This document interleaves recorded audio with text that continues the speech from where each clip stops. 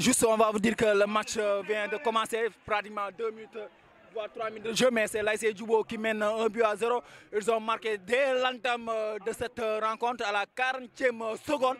Donc, ils ont marqué leur premier but.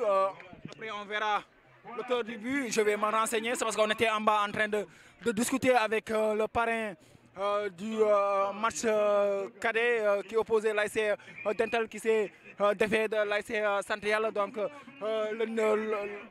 le buteur de l'ASC.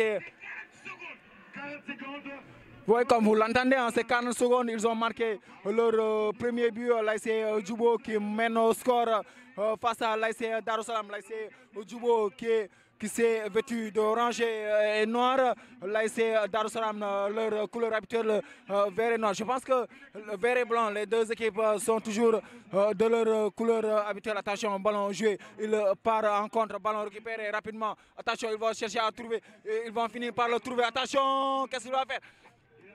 Il va combiner avec le dossard numéro 10. Le dossard numéro 10 qui tire et qui marque. Égalisation. Égalisation pour l'ASC Darussalam. C'est un match phénoménal dès l'entame de cette rencontre. Un but partout, même pas 5 minutes de jeu. On va assister pratiquement. On peut dire qu'aujourd'hui, on vous promet que vous allez assister à la plus belle rencontre de cette journée. On peut dire depuis le début de cette navétane. Un but partout. But marqué par le dossard numéro 10 de l'ASC Darussalam. L'ASC Darussalam qui passe. Attention, il va chercher à déborder. Ça sera une sortie de but. What the fuck? Wow. La réponse immédiate de Darussalam. Yes. Il a carrément nettoyé la lucarne du portier de l'ASC Djubo. Avec la plus belle des réponses, l'ASC Darussalam. Attention, ballon joué, le dossard numéro 10 dans ses œuvres. Il va essayer de chercher à combiner, mais ballon renvoyé de la tête par les vélets blancs, mais récupéré rapidement par le dossard, les joueurs de l'ASC Djubo qui essaient de combiner le dossard numéro 10. Attention.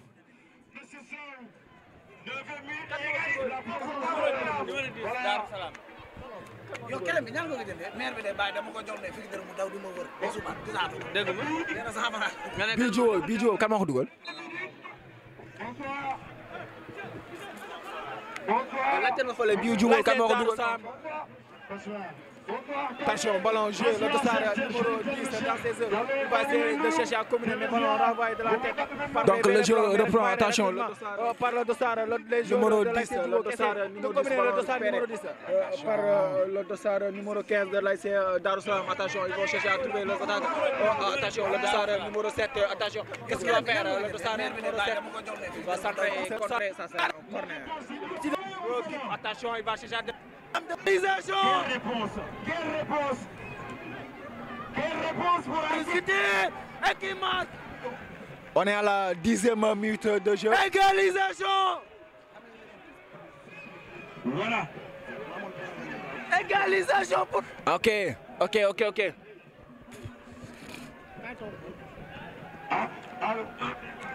Attention, corner qui sera exécuté par le dossard numéro 8 de l'ASC. Attention, dans la surface, ballon dégagé. Donc c'est le dossard numéro 8 qui a marqué à la 40e seconde. Le capitaine de l'ASC Djubo, c'est lui qui avait marqué le premier but. Mais il a été répondu par le dossard numéro 10 de l'ASC Darussalam par un magnifique tir qui a carrément... attention, ils sont mal compris, les défenseurs de l'ASC Darussalam. Mais match dès l'entame, même pas 10 minutes de jeu, il n'y avait pas un round d'observation.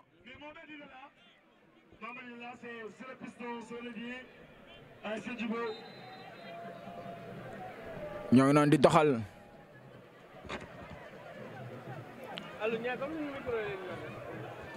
Attention, ñoo ngi noonu.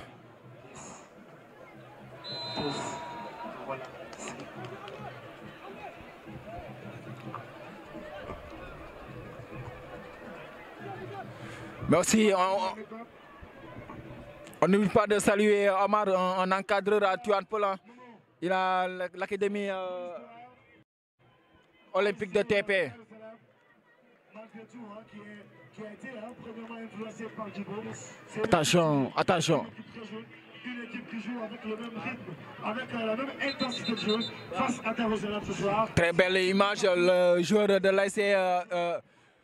l'ASC Darussalam qui est au chevet du joueur de l'ASC. On rappelle que c'est le parrain de ces demi-finales pour la zone 12A. Et aussi à rappeler que l'homme du match pour la série cadette Dental face à cette là, c'est Babacar Diouf, le gardien. Voilà, Babacar Diouf, c'est l'homme du match de la rencontre Dental vers cette là, Babacar Diouf.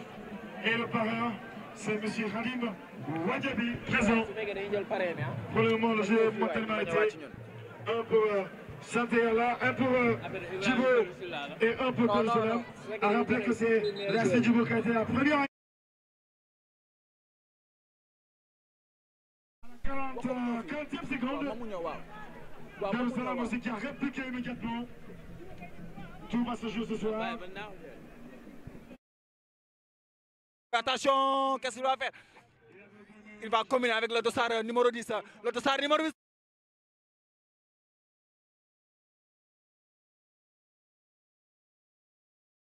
La balle en jeu, donc il demande à ses joueurs d'être en mouvement. Il va essayer, il va dégager très loin. Ça sera sous la tête du défenseur de l'ASC Darussalam. Ballon toujours récupéré par les verts et blancs. Ils vont essayer de combiner. Oui, ils vont récupérer la balle. Il était en position de jeu, le dossard numéro 3. C'est l'équipe en tout cas qualifiante, c'est l'équipe qui exprime l'assurance et la confiance. Mais ce soir, face à Djibo, je crois bien en cette allure, ce sera de grosses difficultés pour Darussalam. Le ballon est élevé, la tête, confusion, manque de communication, inversion du jeu, coup de sifflet. Un peu partout dans cette première période, première enquête des seniors. Théo Flash, la police nationale. Et voilà Diallo, Oui. un but partout entre Djibo et Darussalam, les verts et blancs. Donc, ballon joué par les verts et blancs. Ils vont essayer de trouver le numéro 10. Oui, le dossard numéro 10, le buteur de l'ASC. Attention, il va toujours garder la balle. Ça sera une sorte de touche. Et voilà, terrain bi ñi fi dem salon bari nañu. Terrain bi ñi fi dem salon bari nañu. Message dañ ma léegi ne ma waxal sama dem salon. Mais doyen. Moom quoi arbitre yi moom dem nañ salon ba pare balaa may ñëw ci ñi ci des. Waaw. Arbitre yi dem nañ salon ba ñëw. Ñoom Soukoura bu fixe la ñu jóge. Am expérience lool ci li ñuy liggéey. Macha Allah jamono yi weesu andi woon nañ ay arbitre yu jógee ci sous-région bi andi leen Soukoura bu fixe pour ñu jot ay formation. Parce que gis nañ match yi. Le jeu reprend avec une touche effectuée par le dossard numéro 15. Son portier, il va dégager loin. Ça sera pour qui? Pour le dossard numéro 10. Il était en position de jeu. L'assistant en touche. Donc, Momo 89 borom la 28 du final bu mag du tournoi bu mag boo xamante ni tey ballon joué. Attention en profondeur. Ça sera trop profond. Ça sera pour le portier. Ibra ñu ngi lay nuyu Mayel maa ngi lay nuyu Pape Seck sama doom baay maa ngi lay nuyu. ñoo ngi gis waa Turbine Golo. takk der yi xam nga waa Turbine Golo. Turbine Golo mooy lan. mooy ñale ñi nga xam ne duñ dagg ticket ñoo ngi nele. Ah ok mooy yëkkati. waaw waa Turbine Golo. ñooy yëkkati. yaa ngi tuddee Turbine Golo. loolu la leen di wooye waa Turbine Golo. Donc on va revenir dans le match. Sadam match bi dafa commencé. juboo ne Darussalam pëy. salaamaaleykum. waaye mais salaamaaleykum lu si topp. salaamaaleykum moom. bu dee farata nga soxla. waaw maaleykum salaam. moo tax Darussalam nee na ko maaleykum salaam. attention ballon dans la surface le dossard numéro 7. attention le deuxième but. Le deuxième but de l'ASC Darussalam. Le dossard numéro 7.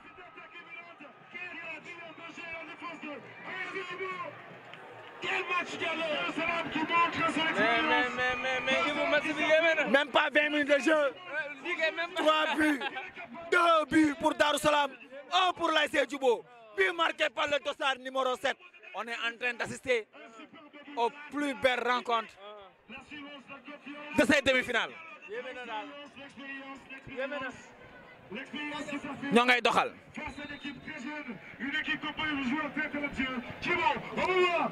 Acha l'ASC Djubo maintenant qui a la pression, l'ASC Djubo qui va chercher à égaliser maintenant. dama defoon benn flash ñaari équipe yi Darou Salam ak ASC Djubo nee naa Darou Salam technique baa ngi fi intensité moo nekkoon seen problème te tey match bi dañoo indi intensité bu am jom Darou Salam Djubo am na technique am na intensité mais nañu l'arbitre qui lève son drapeau. dañoo tekki seen tànk ci match bi loolu moo tax Darou Salam ñëw indi moom teelu woo bokk ne xeetu gi pour mën leen a remonter. waaw mais Momo li nga wax léegi dama koy dëggal ndax départ match bi fekk ma fi waaye lii ma fekkee. Aïcha touche joué le dossard numéro 15 qui combine avec le dossard numéro 6 il va centrer dans la surface, ça sera pour le portier. tey lii tey ku fi gagné rek tey war nga mun a assurer sa bopp ni tey coupe bi mun na nekk si sa loxo kon dina nekk match boo xamante ni moom match bu am enjeu lay doon. Aïcha match bu lay doon tey donte dugal nañu kii. toujours l'ASC Darou Salam qui essaie de combiner ballon joué, ça sera pour qui le dossard numéro 6. TP TV kañ ngeen may invité. zone 12A.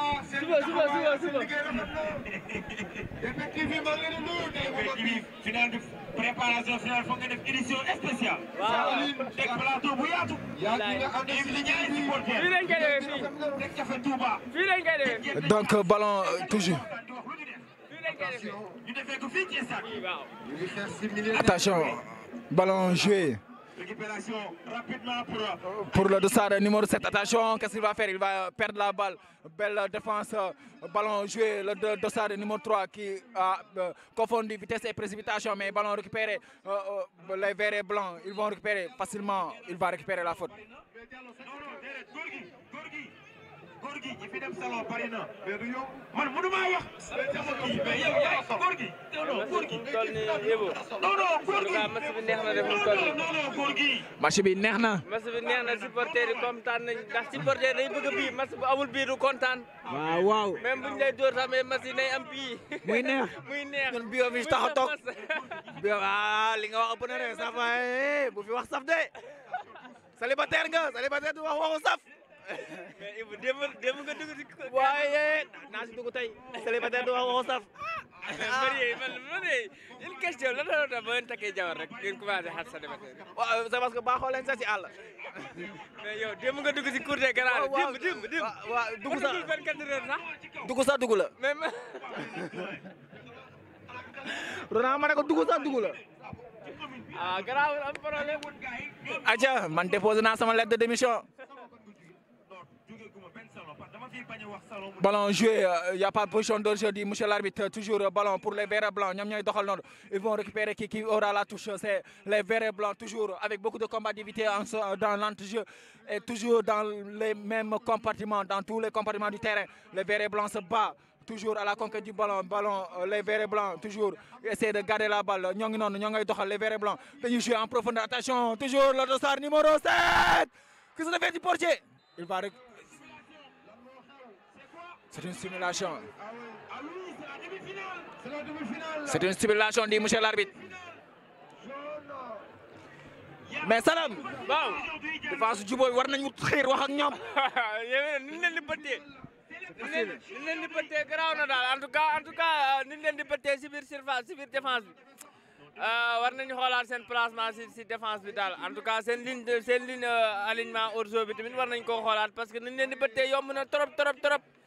mu ngi noonu mu nekk diggante Darou Salam ak Djubo comme ni ko Ibou waxee pour l'instant 2-1 pour l'ASC Darou Salam en tout cas ñoo sol vert blanc yi orange noir yi pour ASC Djubo dégagé na bal ba tulli na ko bal ba day dem directement si loxoy gardien Darou Salam bi moo téye bal bi noonu relance na ko si défense bi ñoo téye bal ba défense su Darou Salam sànni na ko ci biir ci axe ba waaye tête défense de Djibo dégagé na ko bal ba dem na touche Ibou.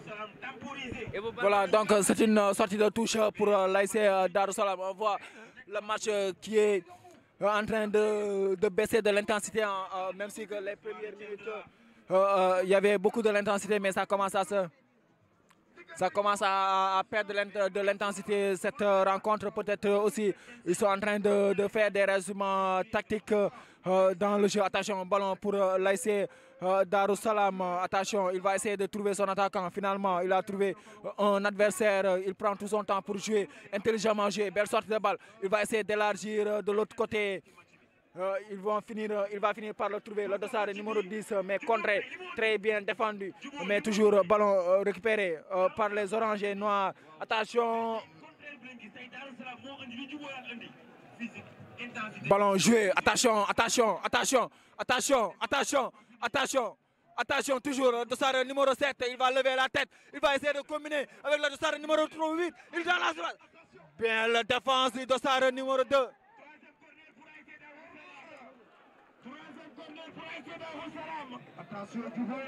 L'ASC Darou Salam.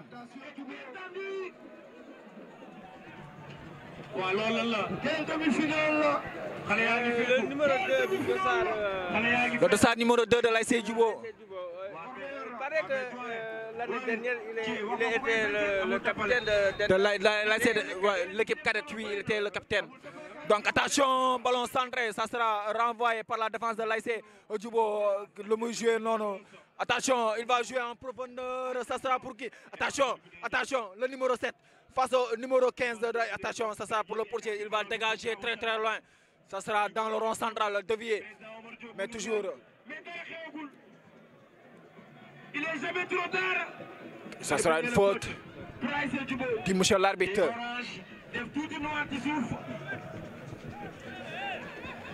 Les oranges de tout noir qui souffrent. Ballon joué de l'autre côté, le dossard numéro 15 seul. Attention, le dossard numéro 15 de l'ASC Djibo, il est seul. Attention, il va centrer. Ça passe au-dessus des cages. Aujourd'hui, football dit kenn mënul may sa morom dara loo sa morom may rek di ko jël ci diggante Djibo ak Darou Salam. On voit le capitaine qui râle sur son coach. Deuxième but waaye Djibo mi ngi jéem a fexe nan la mën a dindee deux buts yooyu mu nekk nag match boo xamante ni match bu. Le jeu va reprendre le numéro 15 qui est toujours en discussion avec son coach. Ballon renvoyé par la défense des oranges noirs, mais ça sera pas pour longtemps, mais ballon toujours dañ koy jëlaat. Attention, les oranges noirs ñoom ñooy jël noonu. Attention, ballon joué, il va jouer en profondeur pour le dossard numéro 3. Qu'est-ce qu'il va faire? Il va essayer de travailler. Attention, ballon contré, ça sera récupéré par les oranges noirs. Il va chercher la faute, il va l'obtenir.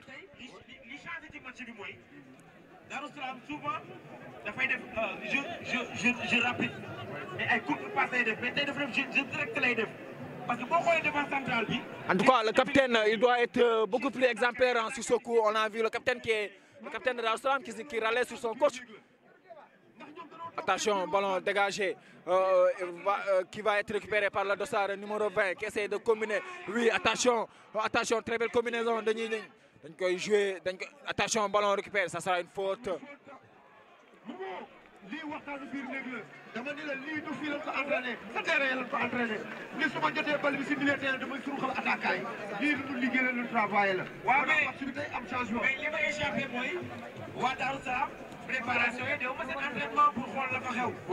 mais Djibo gisoon naa ñuy préparé loo xam ne tey andiwuñu ko ba tey Djibo gisoon naa ko. Attention, ballon dégagé de la tête, toujours pour les verts et blancs. Le dossard numéro 3 qui joue avec le dossard numéro 7, donc qui combine avec le dossard numéro 8. Il va chercher un de ses coéquipiers. Oui, il va finir par le trouver, mais il était en position d'hors-jeu, donc c'était ça. Donc, attention, ballon joué rapidement. Le dossard numéro 15 qui essaie de jouer avec son attaquant, mais ballon dégagé en touche par la défense. Donc l'ASC Darou Salam, on est en train de voir tactiquement une très bonne équipe de l'ASC Darou Salam, mais l'ASC Djubo aussi qui perd pratiquement tous les deuxièmes ballons. L'ASC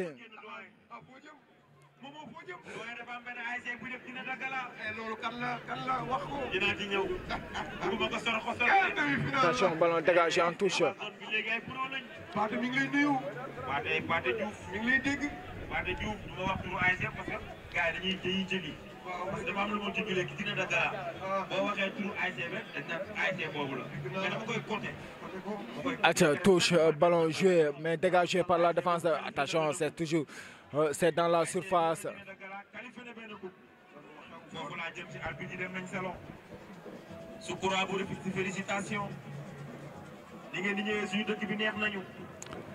Toujours, on voit le coach qui est en train de discuter avec son capitaine. Ballon joué. Attention.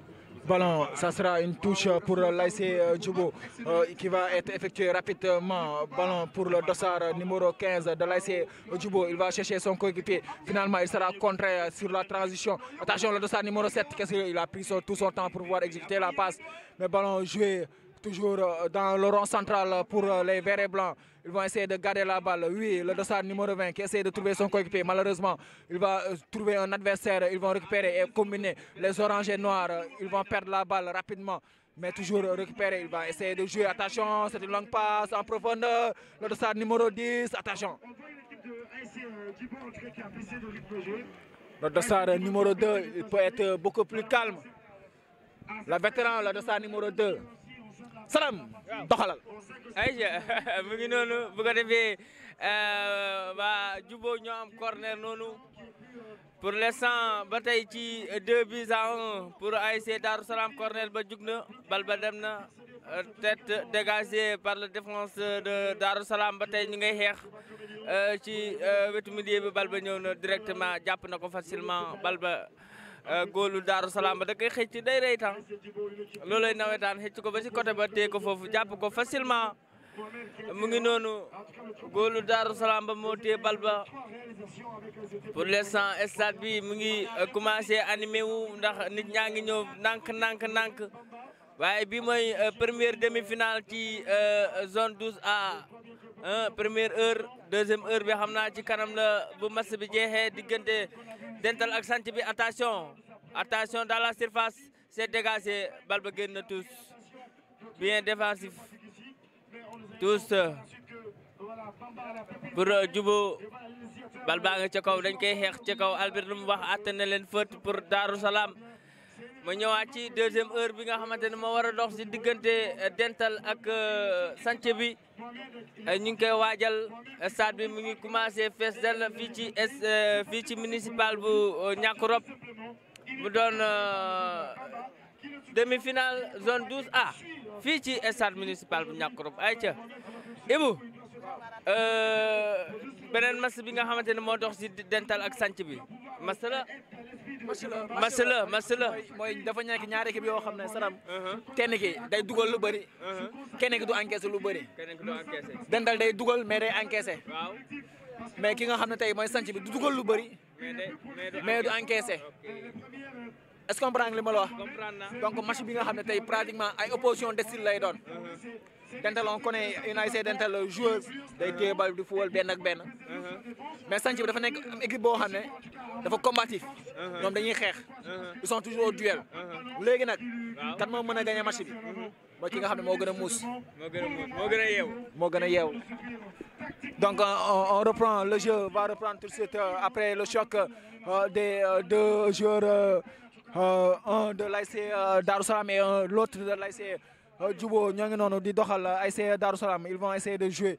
Il va trouver un coéquipier. Ballon joué jusqu'à le dossard numéro 8 qui remet jusqu'à son dossard numéro 3 qui va finir par perdre la balle au détriment du dossard numéro 6 de l'ASC Djubo. Attention, ballon mal joué. Ils vont essayer de combiner les verts et blancs. Le premier buteur de l'ASC Darou Salam qui essaie de trouver un attaquant, mais finalement ça sera renvoyé de la tête par les oranges et noirs. Attention, ballon joué en profondeur. Est-ce que ça sera trop profond? Est-ce qu'il va rattraper la balle? Oui, le dossard numéro 7, qu'est-ce qu'il va faire? Le dossard numéro 7, attention, il va travailler son vis-à-vis. Nous muy def noonu day jouer dans la surface. Attention, c'est une combinaison, il loupe son frappe. Il loupe sa frappe, le dossard numéro 7, il va glisser. Attention, toujours bien défendu par le dossard numéro 5. Pas de soutien pour Mohamed. Pas de soutien du tout. Sinon que voilà, à Lucien Logopraï, il crée la difficulté à cette Atia. de Darussalam. C'est le joueur le plus précis en tout cas du côté de Darussalam qu'il faut en tout cas saisir, qu'il faut marquer, qu'il faut essayer d'anéantir parce que là il est capable de réactiver à Corner joué. le corner. Ça sera centré, ça sera pour la tête de qui? Attention! Ça passe à côté. En tout cas, c'est une très mauvaise sortie du portier de l'ASC Darussalam. C'est une très mauvaise sortie. Goal Darussalam, nous me dougué Baroul. Le capitaine de l'ASC Darussalam est au sol. ci équipe bu jàpp jubóo bi parce que damay gis benn bal bu demee rek joueur yëpp ay dem songu ji bal bi ñoom bal bi la ñuy topp joueur yëpp damay gis dañuy dem songu ji bal bi te loolu da leen di pour ñu nax leen ci day yomb parce que gars yi mën nañu am benn contre rek sànni ko nax leen ci correcté leen rek rey loolu day yomb ci ñoom dama ko seetlu ci ñoom quoi. Voilà, Sadam moo def lecture boobu. Avec Mohamed parce que c'est le piston, c'est le levier, c'est le pivot qui peut donner l'exploit à cette équipe de Thibaut. Pour le moment, les autres compartiments, la défense et voilà les ailiers restent pas croisés. Il va falloir reposer Mohamed et du côté de Darussalam, pour le moment, le jeu est momentanément arrêté. Et voilà, le capitaine de l'ASC Darussalam qui est entre les mains à cette journée de demi-finale des hommes de la Croix-Rouge et le médecin de l'équipe. Il va se relever, c'est un costaud. Ballon joué jusqu'à l'autre arrière gauche, l'arrière gauche, l'arrière central gauche, donc qui va jouer long jusqu'à qui? Ça sera pour qui? Ça sera une touche pour l'ASC Djubo, touche rapidement exécutée. Le dossard numéro 6 qui combine avec le dossard numéro 4 pour les oranges et noirs. Il va se mettre face au jeu. Il va chercher qui? Le dossard numéro 12. Le dossard numéro 12. Qu'est-ce qu'il va? Il va essayer de jouer en profondeur. Mais ballon joué, ça sera une faute de main.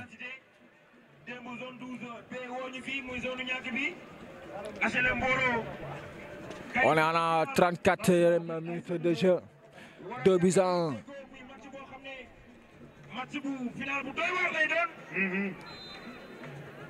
Ballon joué. Le buteur Adriano.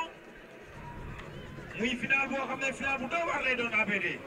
Bien sûr, et surtout hier, il y a un joueur exceptionnel sur lequel on va poser le projecteur parce qu'il le mérite, parce qu'il le faut. On va parler de Adriano. Adriano qui a été vraiment très remarquable hier du côté de l'ASC Dego. Il faut rappeler que Adriano a fait des saisons du côté de l'ASC La Crosse. La Crosse de Niague. Voilà, la Crosse. Mais aussi Sadam duñu fàtte aussi di jaale waa Niague ki nga xam ne tey dañoo ñàkk ki nga xam ne mooy Omar Bey Baye Fall muy joueur bi nga xam ne daaw moom moo nekkoon joueur ASC Déggo ren sax Déggo moo demaat final mais aussi tamit mu nekkoon ki nga xam ne tey ren mu joué woon si ASC Tawfekh Yaakaar soo leen fàttalikoo mooy ASC bi demoon final ak ki nga xam ne mooy ASC Dental fële na ca terrain wu ñàgg mooy ki Baye Fall dañ koy naan Baye Fall waaw moo génn àddina ci fan yee wees donc di ko jàll waa ñàgg rek aussi tamit di ko ñaanal yàlla na ko yàlla yërëm te xare ko ajana moom mu nekkoon nit ku baax macha allah nit ku baax nit ku yëwén donc ballon joué di ko jaale waa famille di ko jaale waa ñàgg ñëpp voilà donc Omar Bey Baye Fall di ko jaal waa Cité Tawfekh yëpp donc ballon toujours on va revenir dans le match ballon dégagé par la défense de l'ASC Darussalam ñoo ngi noonu ñoom ñooy doxal le dossard numéro 20 le dossard numéro 2 avec couvert carrément attention ballon dégagé.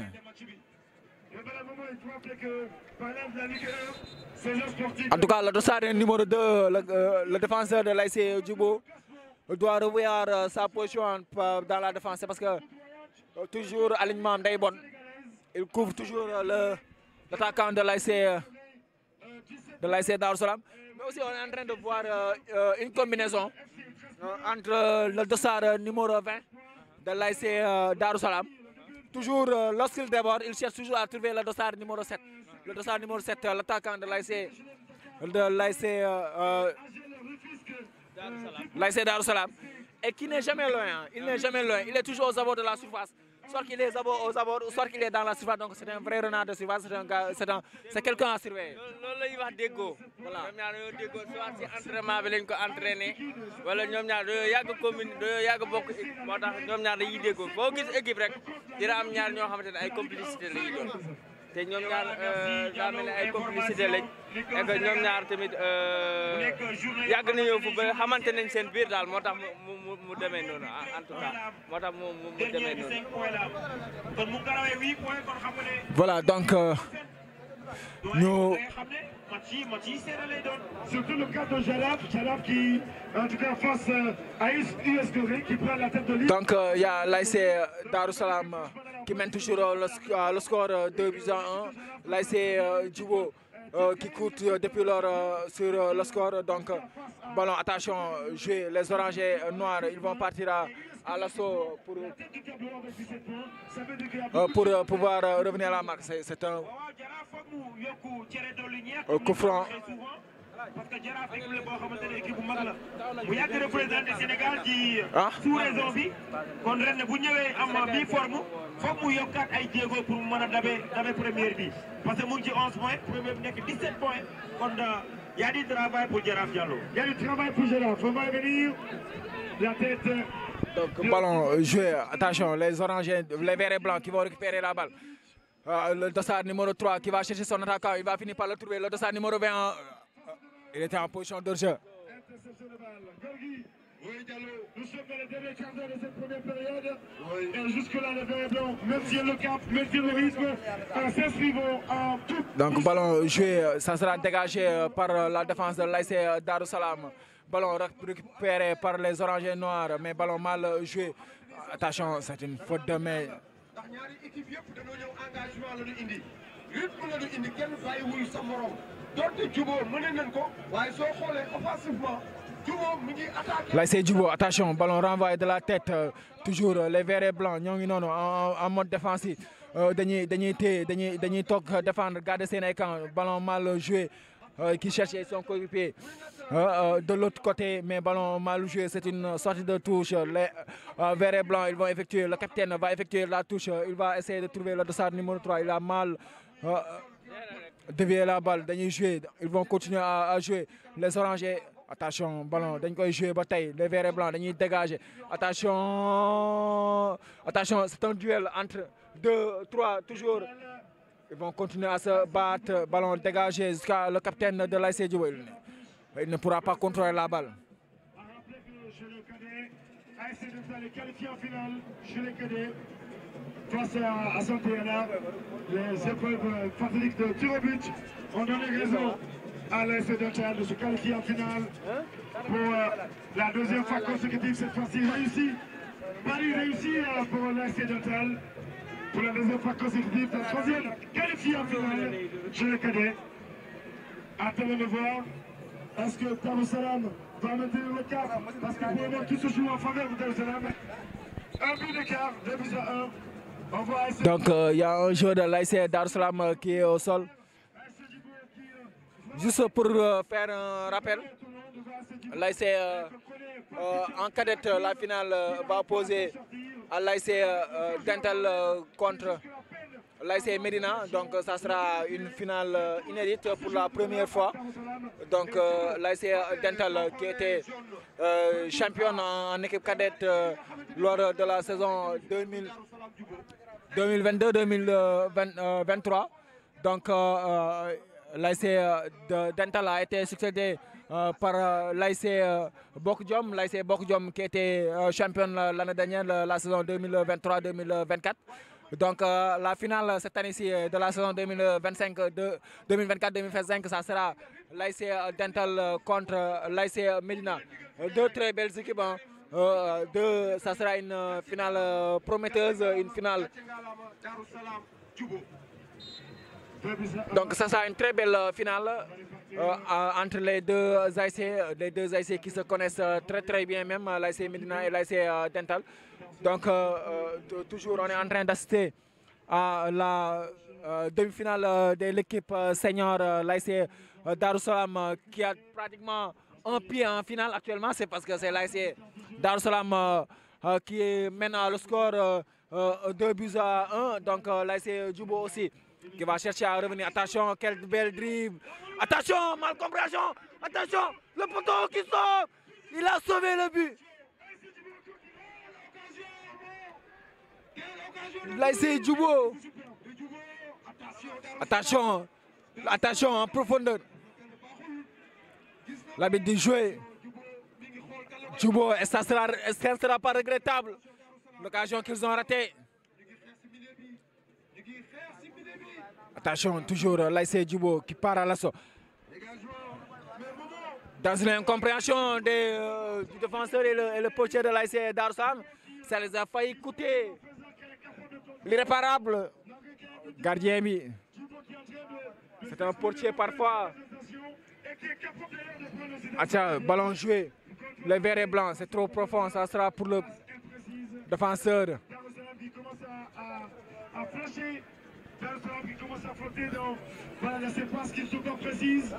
Attention, ballon récupéré par le capitaine. Le capitaine qui combine avec le dossard numéro en triangle qui joue. Attention, il va trouver le dossard numéro 10. Le dossard numéro 10, il va chercher. Non, il a été beaucoup trop gourmand. Il pouvait combiner avec ses coéquipiers. Il a manqué de la justesse de pied. Et le ballon qui va mourir hors de champ de jeu. Attention, ballon joué. Ils vont chercher à sortir proprement. Attention, ballon intercepté par le dossard numéro 3, récupéré par le dossard numéro 15. Attention, en profondeur, le dossard numéro 7, face au portier. Il tire, il marque. Le troisième but de l'ASC Darou Salam, doublé. Le doublé du dossard numéro 7 de l'ASC Darou Salam. Je pense qu'il est à 5 ou à 6 buts. Il n'y a pas match.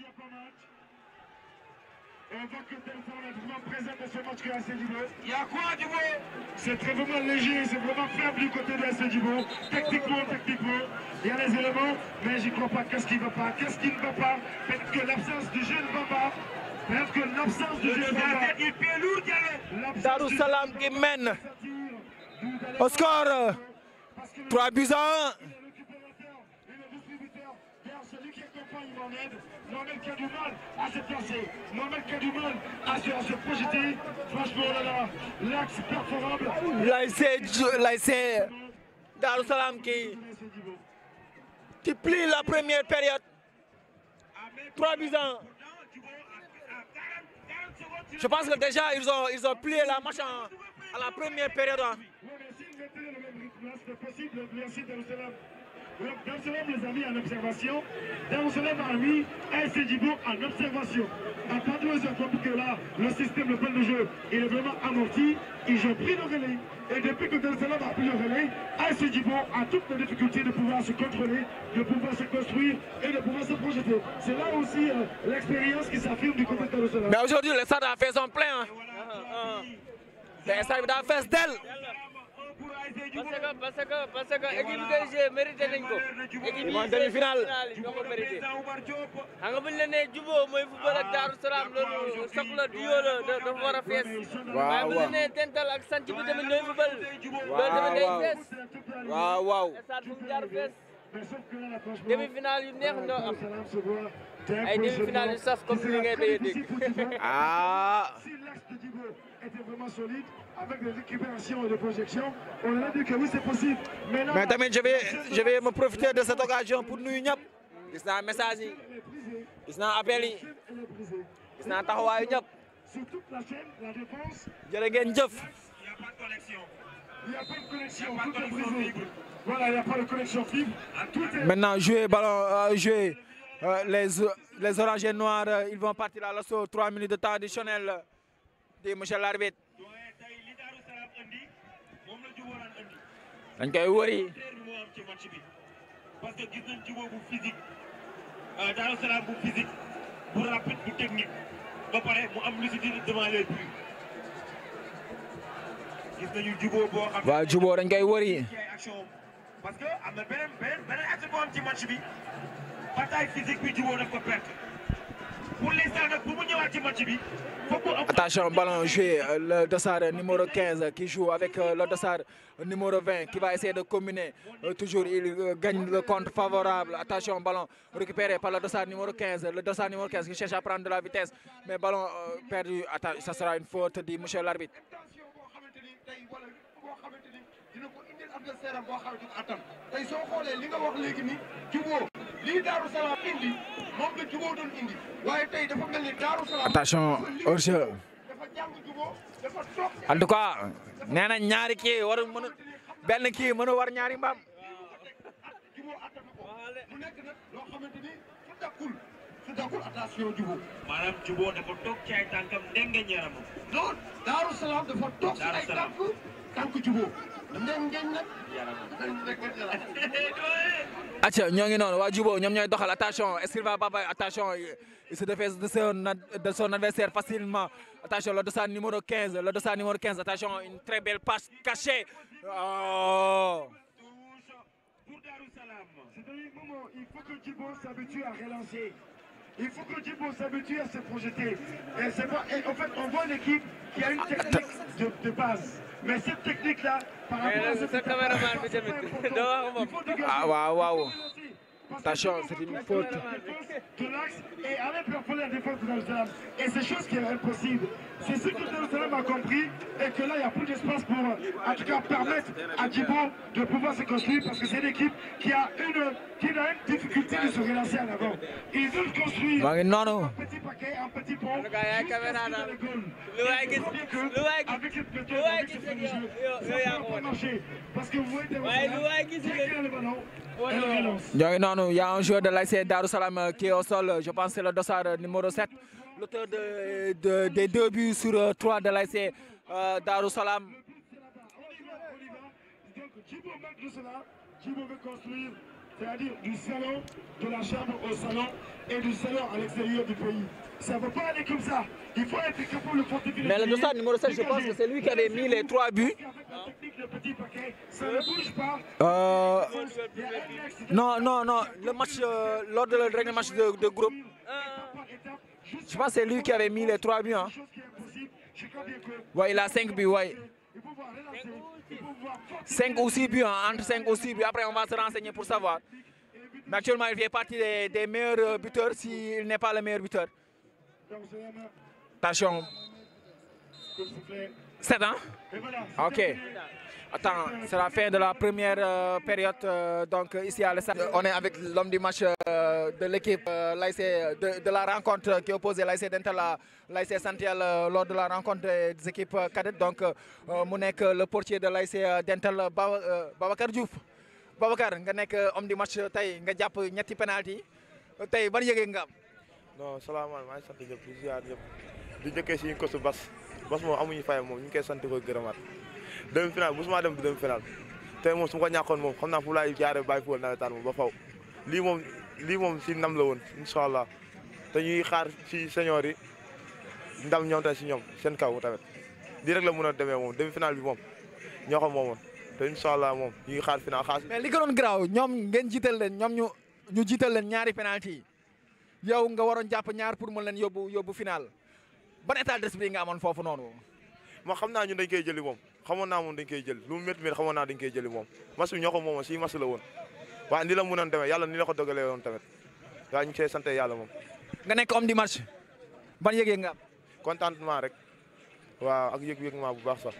voilà donc ñu bàyyi mu jël trophée am mu jël ñu jox ko te kii prix homme du match bi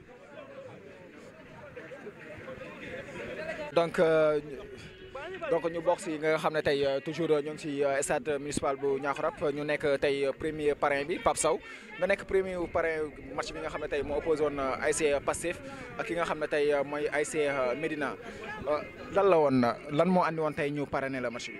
waaw bon tout d'abord maa ngi nuyu gars yëpp ñu fi teew ñëpp di ko commencé si par waa Interzone après bon aussi tamit di remercier aussi tamit waa zone 12A commençant ko par le président Pa Aline Diawné ak Cheikh Sow mi nga xam ne moom moo choisir en tant que parrain journée bi bon di leen si remercier bu baax a baax bon boo gisee loolu nag bon après bon jot naa si waxtaan am na si gars yoo xam ne sax bon jot nañu waxtaan ak Cheikh Ofi léegi dèjà léegi gis nañ aussi tamit suñu engagement aussi tamit si zone bi loolu moo taxoon sax ñu choisiroon ñu en tant que secrétaire général de la zone 12A léegi si loolu aussi tamit suñu engagement aussi tamit nekkul comme que dañ ko mérité par rapport aux autres quoi mais juste bon peut-être que seen choix la aussi tamit ñu leen si remercier bu baax a baax.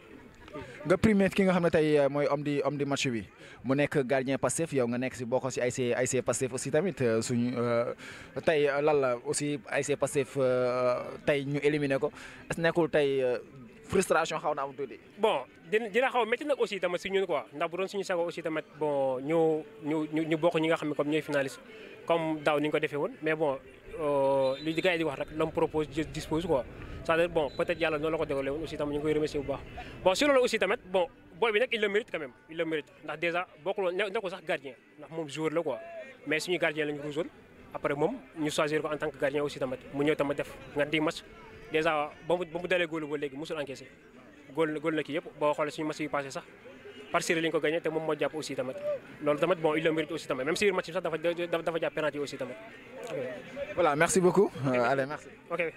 période ici à le stade municipal de Niakorap l'ASC attention l'ASC Djubo ballon récupéré par les verts et blancs dañuy dañuy doxal ils vont chercher à combiner attention ils vont finir par toucher le dossard numéro 20 aux abords de la surface lu muy def le dossard numéro 20 qui va essayer de centrer oui il va centrer ça sera pour qui ça sera pour la tête d'un défenseur de l'ASC Djubo ballon dégagé loin devant le dossard numéro 7 est-ce qu'il va pas non il a mal joué le coup.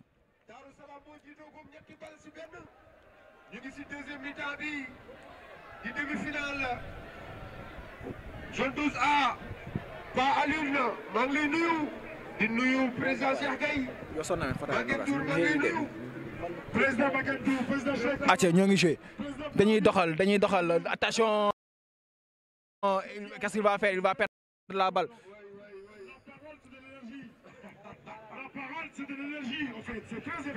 Ballon joué Djubo le dossard numéro 7 qui va centrer attention il a mal contrôlé la balle.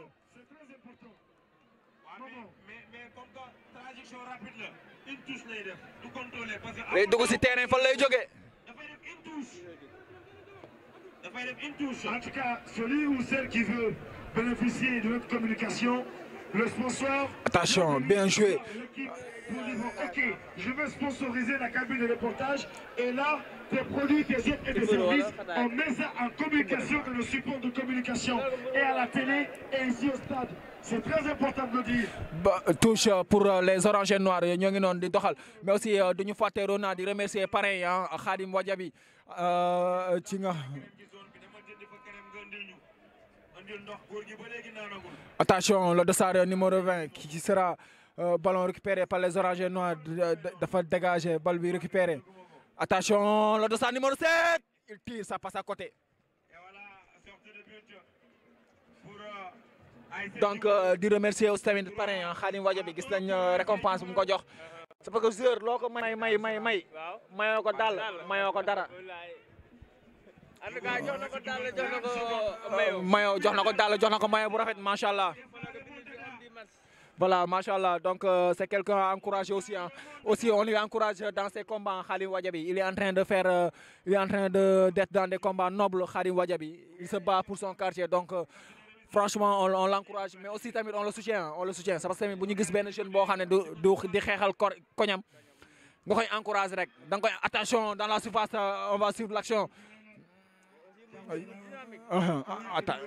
Voilà, donc mu nekk jeune bu bëgg koñam jeune bu dynamique en tout cas jeune bu pare pour réunir koñam bi en tout cas war nañ ko soutenir jàppale ko ci loolu tamit pour waa koñam aussi tamit di ko jàppale si combat rek di wax ne seen terrain mooy fi nga xam ne tey coow bi ñu dégg seen côté terrain boobu den wax ne espace pour xale yi fu ñuy foowee c'est primordial si quartier ci ngay gis moo tax xale yi duñu am fu ñuy foowee di dem ci plage yi di fa la boole quelque chose comme ça espace yu ndaw yi ñuy gis nañu bàyyi espace yi ñuy def 15 sur 10 nañu bàyyi xale ak seen ay terrain ñu fay football su événement mag amee ñu mën ko fa defee su tabaski korté su xewee ñu dem fa jullee fa. mais ak 31 décembre bii sax. waaw mën nañu fa organiser ay concert mën fa def lépp xale yi foofu la ñuy fooyee.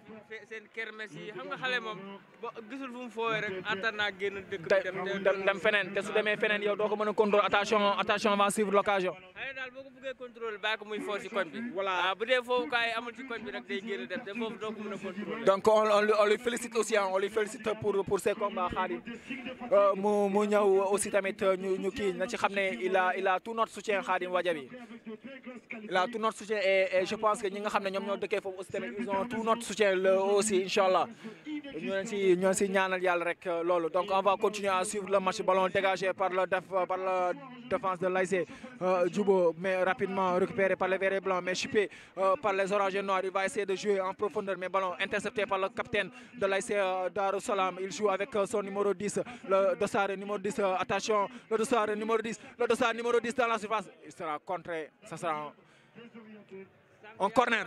yaa ngi wax ci homme du match yi tey ñu gis ñaari kat yëpp homme du match yi ay gardien lañ.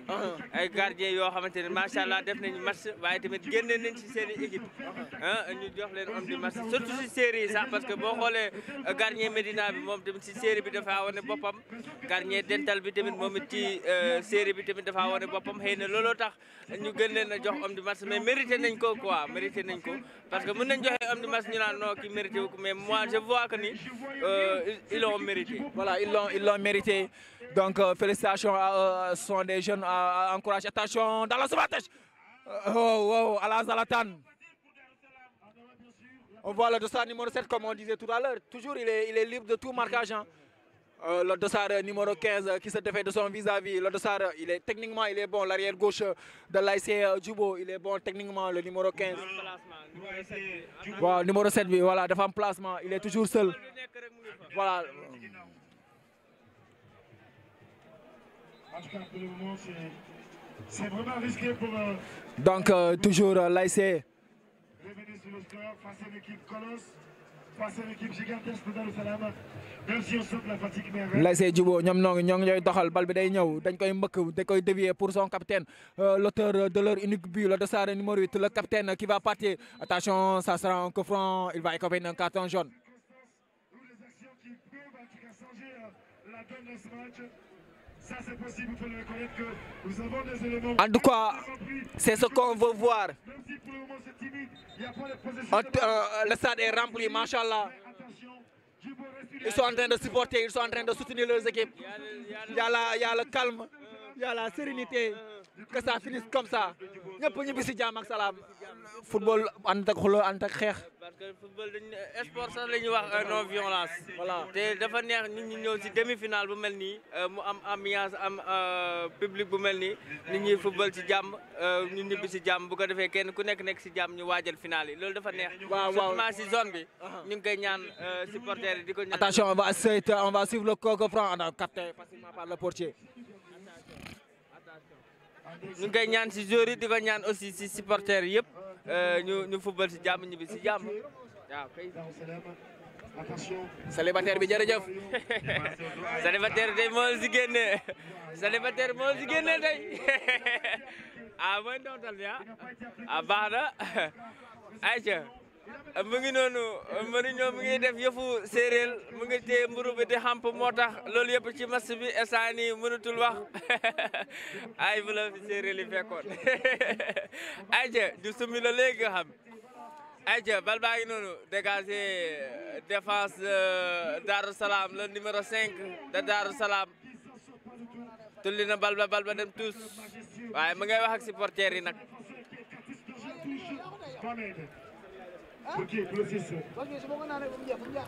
ca café gala ayca sama baay faal bi.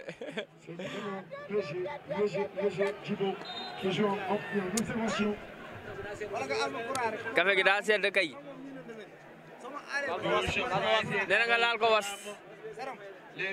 was moom. kan la très présent Darou Salam. ba kii daa takk jabar démb attention Orso y a position d'Orso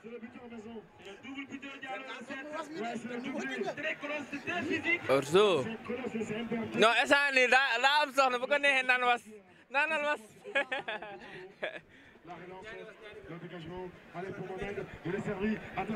attention dans la surface récupéré défense Darou Salam tulli na bal ba tous pour Jubo ñooy tous noonu ñu ngay dem waa Jubo ñoo téye bal ba day dugg surface ba arbitre lu mu wax corner pour ASC Jubo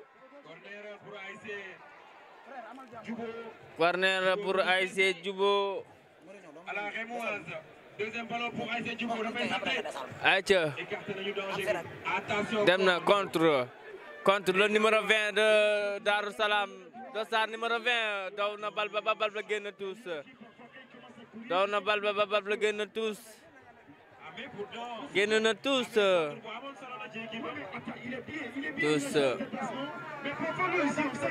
Le capitaine numéro 8 le buteur de Jubo.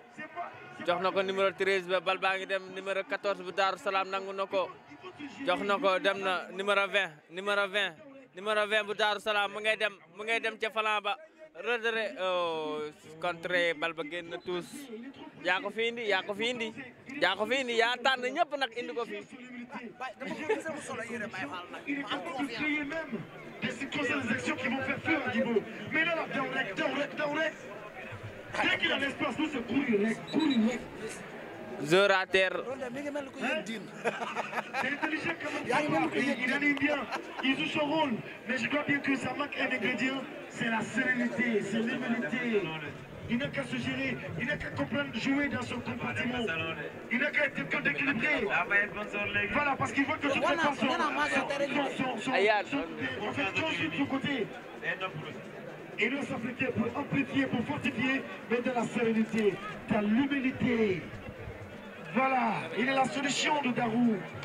Il est la solution. Il joue pour lui. Il faut qu'il soit vraiment... Oui. Tous. Numéro 6, Dozar, Djibo, jël na bal ba attention ñu ngay dem waa Djibo contre le capitaine numéro 8 dans la surface c'est que récupéré défense numéro 5 de Darou Salam demati nañ ñoom ñaar contre encore day dem arbitre lu mu wax faute day ñëwaat ci faute bi pour ASC Darou Salam faute pour ASC Darou Salam.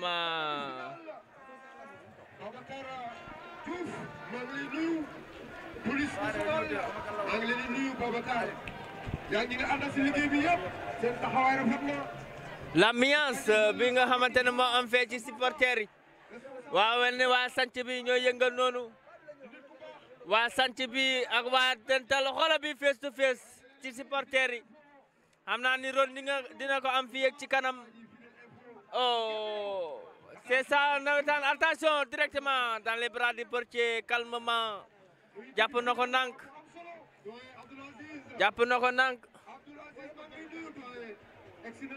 gardien Djibo dégagé na bal ba numéro 12 Djibo jox na ko si excentré bi delloo na ko numéro 12 ba bal ba récupération arbitre lu mu wax Orso yaa Orso xoolal ma bi face to face entre supporter Santhie bi ak supporter Darou Salam attention contre attention dans la surface attention le retrait oh calmement attention récupération numéro 6 Djibo jox na ko numéro 14 ba nu mu ngay dem numéro 14 récupération le capitaine dégagé na bal ba écarté na danger ba ba tey ci Djibo relance na ko ci excentré ba jox ko numéro 10 ba lu muy def beneen jox ko numéro 8 contrôle ba baaxul goal ba génn na ñu jàpp bal bi difficilement. Oh oh. Quelle action de Darou Salam mais action bi réussirul Ibrahima. jërëjëf Salam gis nañ le numéro 8 de l'ASC Djubo c'est un joueur qui complique toujours la tâche au lieu mu jouer simple day essayer boole si lu si bokkul ci biir occasion da ngay ci biir surface da ngay jouer simple mën a dindi sa adversaire mën a jël dem ci leneen. Attention, ballon en profondeur, ça sera trop profond, ça sera pour le portier de l'ASC Darou Salam qui va prendre tout son temps pour capter. Il capte et il se met au sol carrément pour grignoter quelques secondes.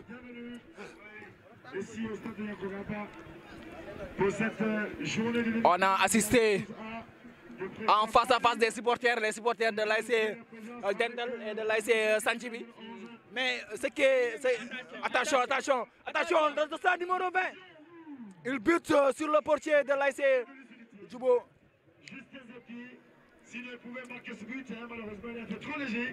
Donc ballon joué, le dossard numéro 6 qui essaie de combiner avec ses coéquipiers. Oui, il va finir par le trouver. Le dossard numéro 15 qui joue. Attention, qu'est-ce qu'il va faire? Il va centrer. Le gardien va prendre tout son temps. Manque de communication, trop de balles perdues, des passes imprécises, le plan de jeu déjoué. Voilà, ils ne voient que leur sort dans leurs mains. Le destin de Djibo se trouve dans leurs mains, mais jusque-là, ça trébiche. Ballon joué entre les défenseurs, l'arrière gauche de l'ASC qui combine. Attention, ballon intercepté, joué, attention, ballon joué, le dossard numéro 7 aux abords de la surface, dans la surface même le numéro 7 qui crochette de... Bon, il a fait un crochet de trop. Attention, contre, attention, 3 contre 3. Attention, 3 contre 3, le dossard numéro 20. Qu'est-ce qu'il va faire, le dossard numéro 20? Maintenant, c'est 5 contre 5. Il va centrer, mais c'est mal joué, il a mal joué le coup.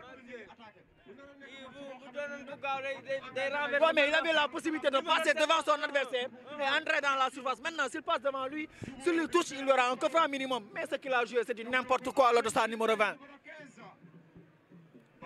Ballon joué rapidement. Attention, ça sera une touche.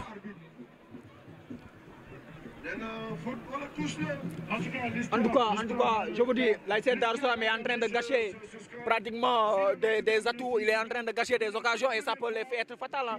Si l'ASC Djubo marque un but, on est pratiquement à la 17e minute de jeu. Si l'ASC Djubo marque, ils peuvent revenir à la marque aussi, hein. Il faudra le savoir.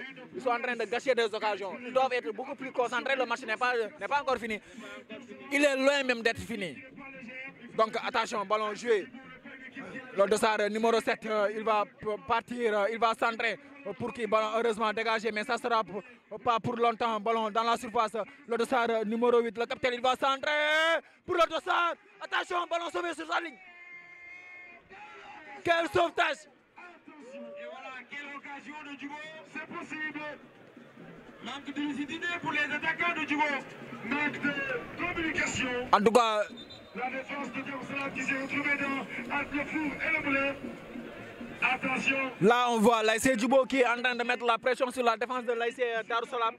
Et il y a un problème de lucidité aussi dans la défense de l'ASC Darou Salam. Mais aussi, le numéro 7, il est toujours seul. Il est toujours seul. On lui joue toujours, il est toujours seul à côté de la ligne. C'est 3 buts toujours, mais l'ASC Djubo ne dit pas son dernier mot. Ils sont en train de réduire le score et je pense que s'ils réduisent le score, on va assister à un autre match. Donc c'est un corner pour l'ASC Djubo. Corner. Et voilà. Corner qui sera exécuté par le dossard numéro 14. Ça sera renvoyé par la défense de l'ASC. Attention, ça sera une contre. Attention, mais ballon récupéré par la défense. Il va jouer avec qui? Attention, là, il veut passer intelligemment. Il va garder la balle. Le dossard numéro 6, techniquement, il est bon. Le portier. Pour le moment, c'est le meilleur buteur. Le dossard numéro 6. Pour les demi-finales. Pour les demi-finales. Ballon joué. Attention. Le dossard numéro 3 qui joue avec le dossard numéro 7. Il est toujours trouvé. À ces demi-finales, réalisation du côté de Darussalam. Avantage pour Djibo. Arbitre dafay jongler bal bi.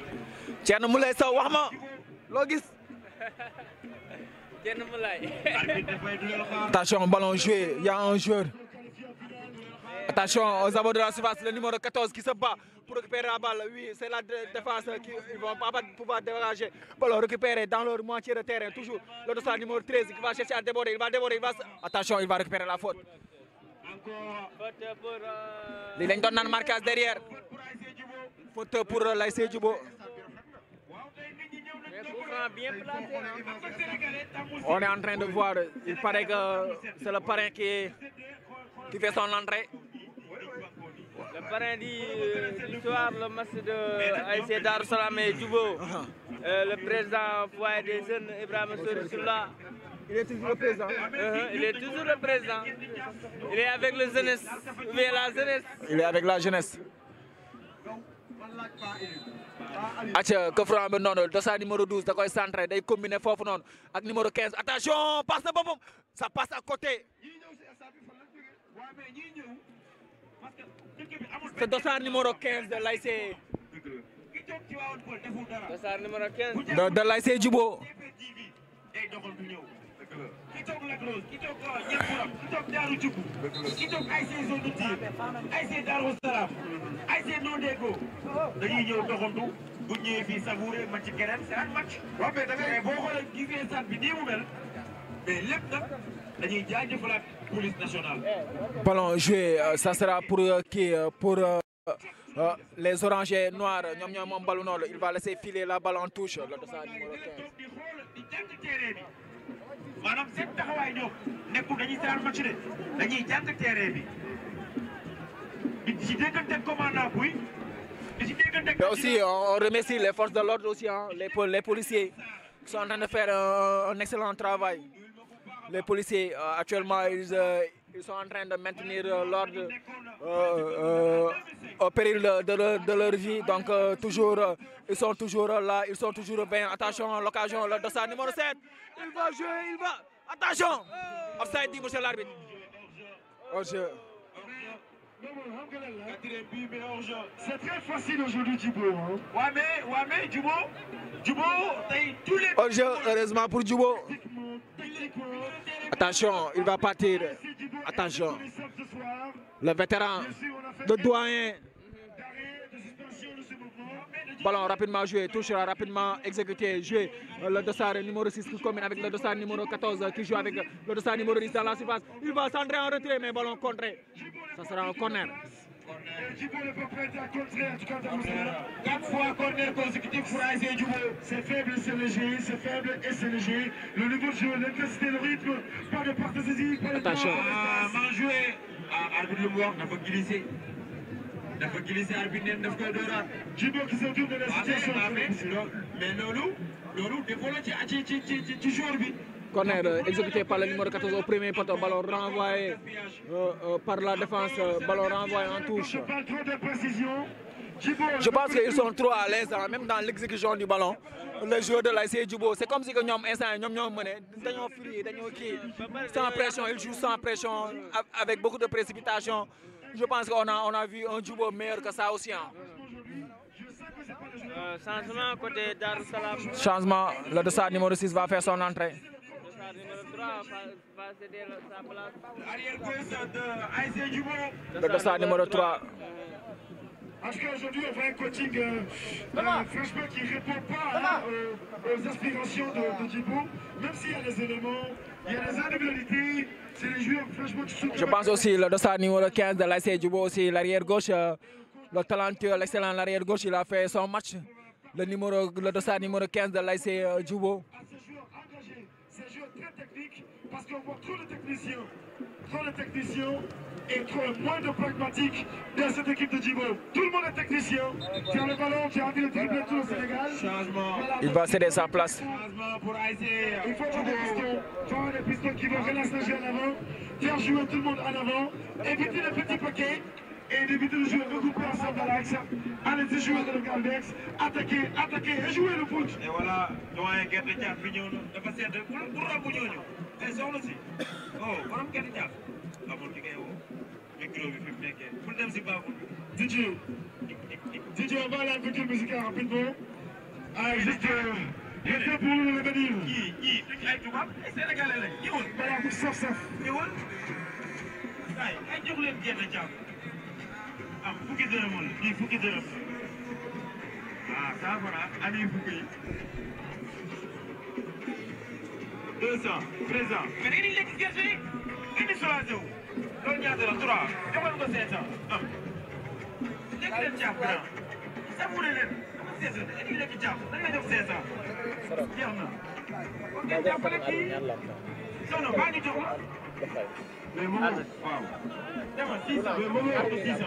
mais Momo. waaw waaw mais ñun ñi di wax. non ñun mënuñu lekk gerte ñun suñu saako yëpp. déedéet loolu du wax ak ndaw. Le jeu reprend. man maa ngi ndox ñoom xoolal ñoom dañu war a lekk gerte di waxtaan seen biir di seen match ñun ñuy wax rek.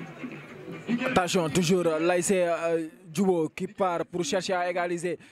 Il oublie la balle. Attention, il lui met la pression. Donc le dossard numéro 20 qui hors-jeu.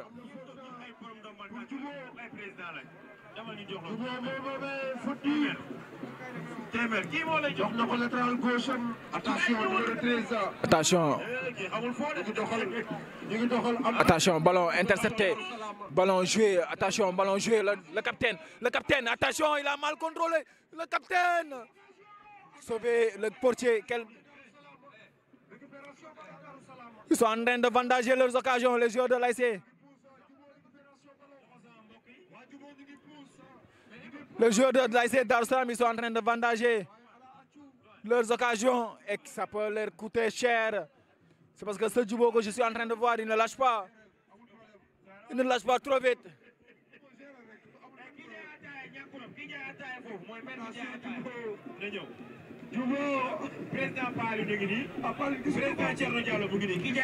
Attention, Djubo, les joueurs de l'ASC Djubo, les oranges et noirs, ballon intercepté et récupéré par les verts et blancs. Il essaie de combiner, oui. Aujourd'hui, monsieur l'arbitre, il était dans une position illicite.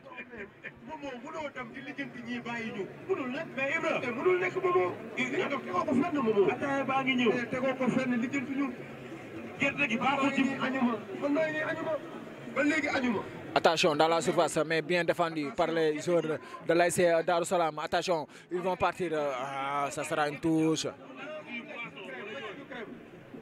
ñooy noonu waa Djubo ba tey ñoom ñooy doxal. Attention, il va centrer. Ça sera capté par le gardien.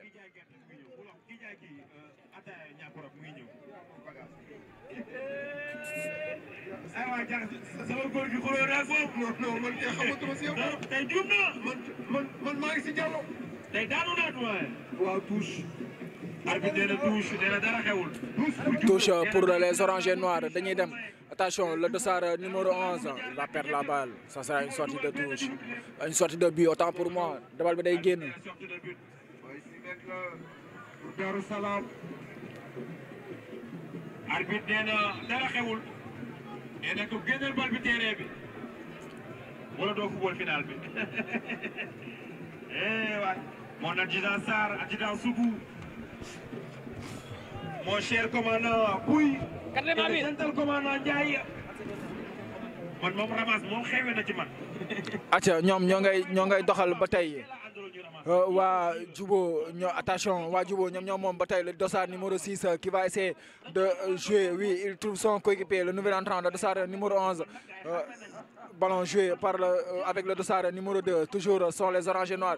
Il s'est trébuché, il perd la balle. Attention, le capitaine dans ses chevauchés. Le capitaine, il va centrer. Le 4e but triplé. 4e but, le triplé. Le triplé du dossard numéro 7. C'est fini. C'est fini pour Djubo. 4e but.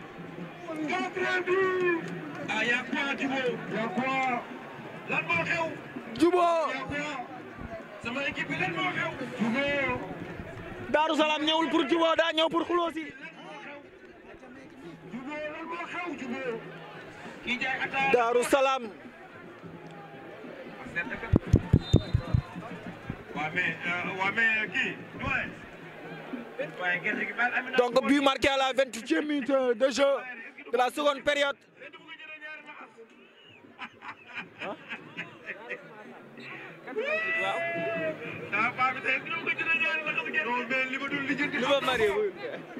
Aladji Mbaye 88e minute, c'est presque fini.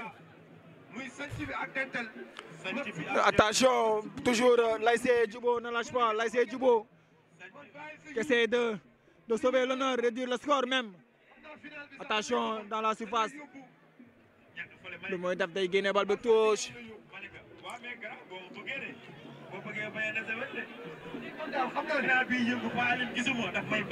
Attention, le dossard numéro 10, il va centrer. Ça sera une position de jeu.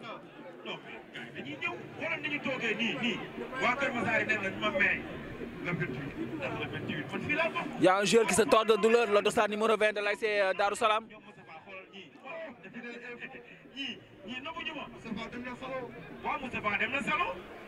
dama ragal Serigne Amina bi mu jógee bi mu jëlee ci naar yi am na ku tëdd daf ko joxe ségrégation jouru Darou Salam bu tëdd waa le double buteur arbitre bi. Est-ce qu'on aura l'occasion de voir le parrain? C'est ça. Ah boo élite la boo élite foot la 3 buts la booy bi dugal. am na jouru Darou Salam bu tëdd et foot et centre de formation bu jar a jàppale élite. Est-ce que xam nga sama final kan mooy finalu Kër Massar. kan mooy finalu élite mooy finalu. ah bon élite bu ñàkku rab moo ñëwoon les 7 meilleures équipes de Kër Massar élite lañ ci invité moom élite mooy finalu. moom moo was buy ñëwagul. was buy ñëw. acca. dañu muñ rek ak yow. même maire bi jaay ataaya fële ñàkku rab maire bu aay boobu da koy def naanaa ba mu fat day jaay fukki dërëm di jaay 100 francs. acca. toujours ñoom ñooy si match bi am na joueur bu Darou Salam bu tëdd ba tey. man damay wax Cheikh ne ko madame Gaye da ko wutal magasin. non sama bés bi lay ñëw taaral sama parce que man man su bu ñëwee ci bés bi commandant Ndiaye ñëw was buy ñëw ba pare foo yemoon sax mu neex gars yi dañuy ñëw ay le 28 ah attention. Attention, le jeu va reprendre. Et on est.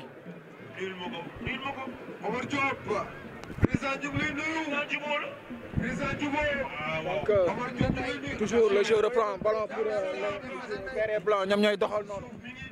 ñooy noonu di doxal. Les verts et blancs. mooy de 1 minute la Darou Salam la kii dugal. mais Bobo dama la bëgg a xamal ni la boo bëggee dem final da ngay dugal ay buts. Attention, ballon joué. Toujours les verts et blancs ñoom ñooy doxal noonu. ñoom ñooy doxal. Le vert et blanc, ballon récupéré par les oranges et noirs. Ils vont partir. Attention, attention, le dossard numéro 11 dans la surface. Le dossard numéro 11. Qu'est-ce qu'il va faire? Il sera contré, ça sera un corner.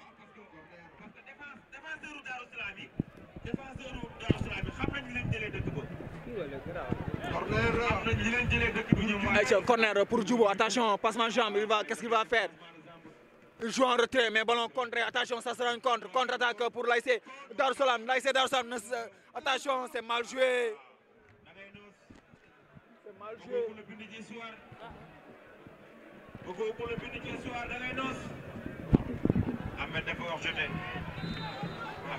Hors-jeu.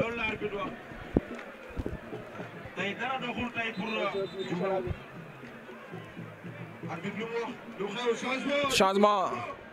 Côté Darou Salam. boo bëggee football final li nga jël de. double changement. ah may leen xale bi loxo. double changement. may leen xale bi loxo.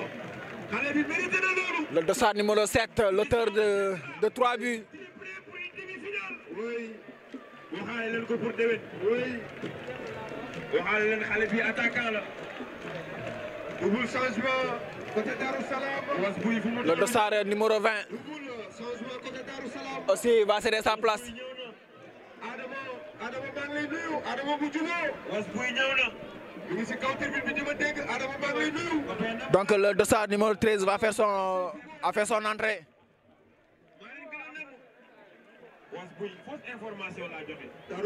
Atia ñoo ngi noonu attention le numéro 6 qui joue avec le numéro 12 le nouvel entrant c'est un hors-jeu. yow la engagé Momo mën la engagé Momo fausse yow la engagé duma ci topp kenn du la ci topp parce que xam nañ ne damay fo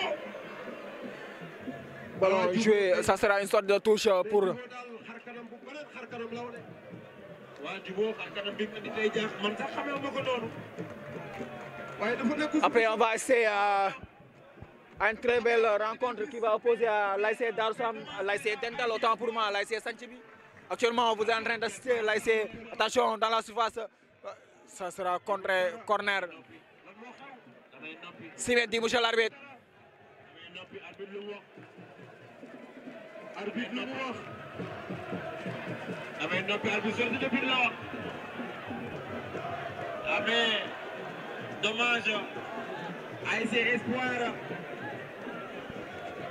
9 occasions de but 9 occasions francs 9 Espoir waaw 9 occasions de but là. Ballon joué, rapidement joué pour les verts et blancs. Le vétéran, le dossard numéro 2 qui prend tout son temps. Attention, le dossard numéro 14 qui essaie de combiner. Attention, quelle déviation. Encore le numéro 15. Attention, il a mal joué le coup cette fois-ci. Espoir de football sans gardien de but. Sans gardien de but. Équipe adversaire, muy ASC. Position de jeu. À 86e minute ci la ko dugalee match bi jeex. moo tax nga war a xam ni football ay bit la. football dugal la. lii séparé ñaari équipe yi mooy ay bii. tey soo xoolee Darou Salam bii. tey ay bii moom. L'ASC Darou Salam qui mène toujours au score 4 buts à 1. 4 buts à 1. waaye du ay tic-tac du ay xool football bu rafet du ay lii ay bit moo yor football li leen di séparé ay bii la waaye du football bu rafet waaye Darou Salam toujours. loolu am na solo. Darou Salam. ki may woo nekk damay liggéey. Darou Salam. ki may woo nekk damay liggéey. Attention, ballon joué. Attention, Darou Salam. Qu'est-ce qu'il va faire? pour mën am. Darou Salam dafa mel ni. pare ku si bii. attention Djibo récupération numéro 7. mi ngi xool di tourner. Attention, ballon joué. Djibo, attention, le dossard numéro 10. Il a mal contrôlé son ballon. Attention, maintenant en dribble, il va partir. Oui, le dossard numéro 10. Attention, il va finir par trouver ce coéquipier. Il était en position de jeu. Darou Salam. toujours Djibo. daf na benn aw.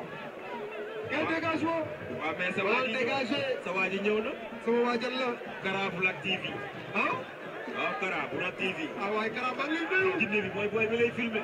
jinne Kara maa ngi lay nuyu. booy bi lay filmé booy Kara. Attention, le dossard numéro 8 qui cherche un de ses coéquipiers. Il va aujourd'hui, monsieur l'arbitre. Kara bu Lac TV télé bu mag bi. nuyul ma Kara sa waa ji. maa ngi nuyu. ana Cheikh Anta. Cheikh Anta. bu Lac TV. ñoom bu ñëwul le 28 ma bàyyi leen. non dañuy ñëw. ndax ñun ñii ñëpp. ñu ngi ñëwul moom si liggéey bu rafet boobu. man kaya laa yor di bind. président ASC yi côté bii. président zone yi côté bii. Le dossard numéro 11 va faire son entrée, mais ça ne sera pas sur ce coup. Peut-être la prochaine fois. Ballon joué toujours, il essaie de combiner les verts et blancs. Dañuy jéem a doxal ballon récupéré rapidement par les oranges et noirs. Dañuy jéem a xool, dañuy jouer, dañuy combiner. Waaw, dañuy combiner. Attention, ballon récupéré. Le dossard numéro 6, il étale sa plate technique. Attention, ballon joué. Attention.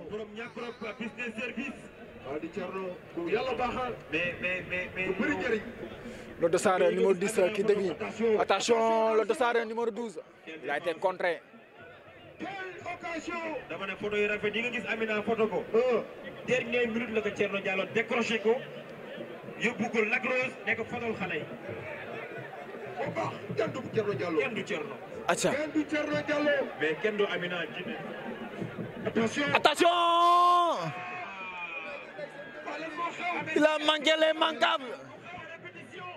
Rien ne marche aujourd'hui, c'est la répétition pour Djibo. waaye yéen dossard waaye numéro 11 bi tàngul waay. Quelle occasion. Quelle demi-finale. Li mooy 5e occasion pour ASC Djibo, mais pour te ka amul mur. ka amul mur. acca ñoo ngi noonu waa Darou Salam ñooy doxalaat Darou Salam xanaa duñ doyal orjeté nga supporters yi nañu ànd ak yar nañu ànd ak dal ak teggin nañu bàyyi yàq bi metti na tey dëkk bii acca nee naan xale yi dugg nañu yàq nañu bikit ba ku romb jigéen bu romb këf nañu saagam ku romb jël nañu téléphone am soo waxee ñu ne si stade bi la jógee te police mi ngi def lu mu le stade numéro 11 va faire son entrée xale yi ñu ngi dugg si biir koñ yi ñu ngi dugg si biir mbedd yi di yàq ñu ngi dugg si biir mbedd yi di yàq bikitu jàmbur yi xale yi li ñuy yàq ñun ñoo ko moom xale yi stade bi foo la football bi kaf la ak ree du violence non violence le président yi woote kon suñu ñëwee si stade bi même bu ñu dóoree sa équipe war nga war a dem dox ndànk. attention ballon belle défense. bu ëllëgee sa équipe mun na dóor waaye suñu dóoree sa équipe. attention le nouvel entrant day dem attention ballon contré récupéré le dossard numéro 4 de l'ASC Djibo il prend tout son temps il va essayer de trouver un de ses coéquipiers oui non ça sera une sorte de touche. parce que dañoo nekk ci mois de décembre da ngay sañse ñëw di laal café Touba di laal ataaya di lekk gerte jaaf. acca le nouvel entrant day jéem noonu. Djibo attention toujours pour les verts et blancs. attention Darou Salam. di waxtaan seen biir. Darou Salam. Djibo waa zone 12B Maguette Diour ñi préparé final bi. waa zone 12A. ñi préparé deuxième match bi. waa zone 11. faute sur l'axe central. Maintenant, c'est fini pour le temps réglementaire. On va entrer dans le temps additionnel qui sera de 2 minutes.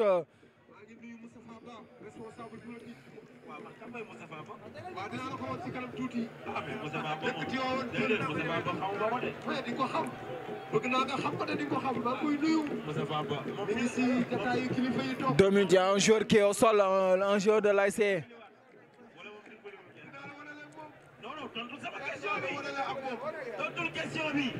Un joueur de l'ASC. L'ASC Darou Salam est au sol. En faux sonore, vous entendez les supporters de l'ASC Darou Salam qui sont en train de jubiler. Mais toujours le drapeau de l'ASC Djibo continue à flotter. Ici à le stade municipal de Niakourab. C'est ça le fair play, soutenir ton équipe jusqu'à la dernière seconde.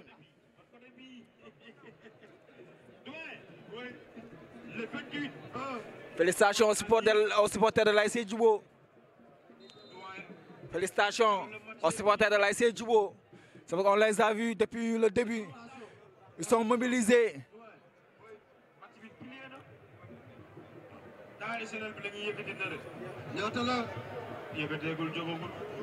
Attention, ballon joué, attention en retrait, ballon dégagé en corner.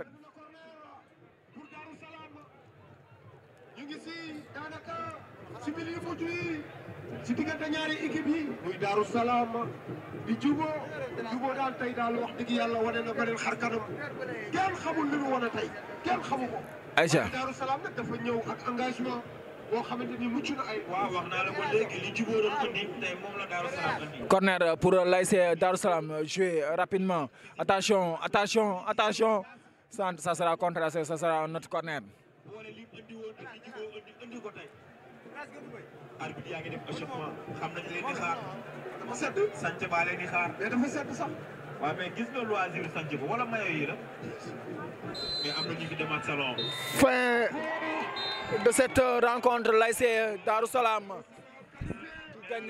qui gagne 4 buts à 1.